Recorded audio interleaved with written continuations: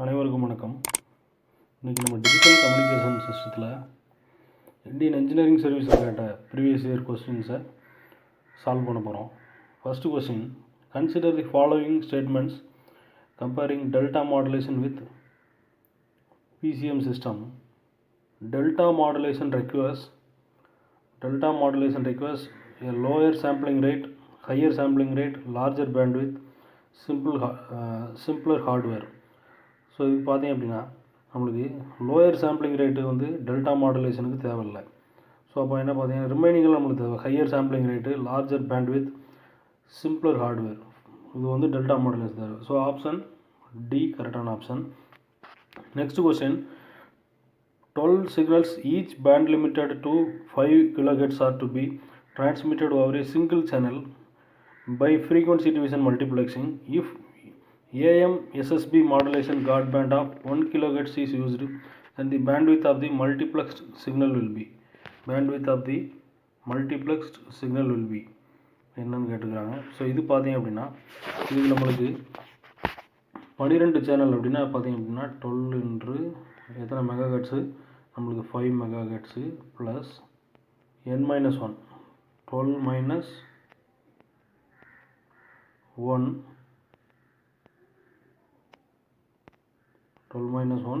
இன்று பார்த்தீங்க அப்படின்னா 1 கிலோஹெர்ட்ஸ் இன்று 1 கிலோஹெர்ட்ஸ். ஸோ அப்போ இதில் எல்லாமே நம்மளுக்கு பார்த்தீங்க அப்படின்னா கிலோஹெர்ட்ஸில் இருக்குது. ஸோ அப்போ 60 ப்ளஸ் எத்தனை இருக்குது பார்த்தீங்க அப்படின்னா 11. ஸோ 11 12 - 1 11. So 71 kilohertz 71. ஓகேவா, 71 கிலோஹெர்ட்ஸ். அடுத்து, a 6 MHz channel is used by a digital signal system utilizing 4 level signals. The maximum possible transmission rate இருக்குது. இது அல்டர்னேட்டிவாக நம்ம என்ன சொல்லலாம் அப்படின்னா இது பாட் ரேட்டுன்னு கூட சொல்லலாம். Baud rate is equal to நம்மளுக்கு பார்த்தீங்க அப்படின்னா channel bandwidth, ideal channel bandwidth என்று 2, சேனல் பேண்ட்வித் என்று 2, baud rate is equal to channel bandwidth என்று 2. நம்மளுக்கு பேண்ட்வித் எவ்வளோ பார்த்தீங்க அப்படின்னா 6 என்று 2. ஸோ அப்போ எத்தனை 12 megahertz bauds per second, 12 mega bauds per second. So option B correct. அடுத்த question, bandwidth of n-bit binary coded PCM pulse code modulation signal for modulating a signal having bandwidth of f hertz அப்படின்னு கொடுத்துருக்காங்க. So இதுக்கு பார்த்தீங்க அப்படின்னா இதுக்கு உங்களுக்கு கரெக்டான answer பார்த்தீங்க அப்படின்னா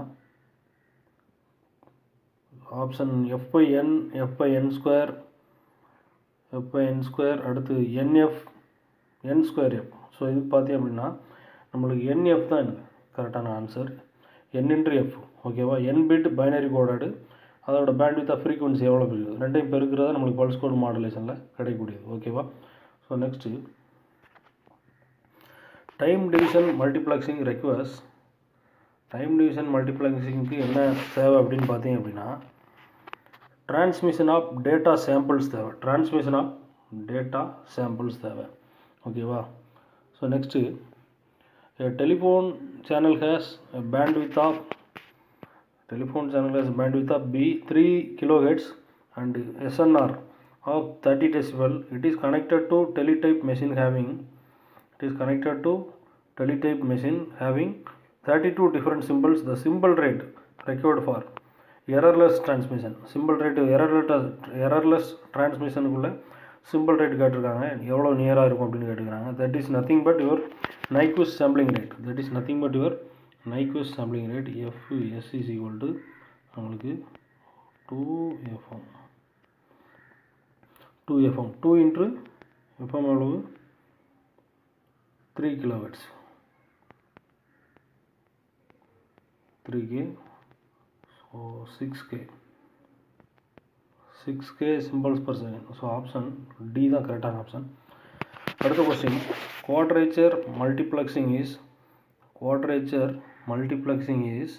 பார்த்தீங்க அப்படின்னா இஸ் த ஸ்கீம் வேர் இது ப்ரீவியஸ் இயரில் கேட்ட டிஆர்பி கொஸ்டின் நினைக்கிறேன். பார்த்தீங்க அப்படின்னா a scheme where same carrier frequency is used for two different signals. The scheme where same carrier frequency is used for two different signals. ஓகேவா?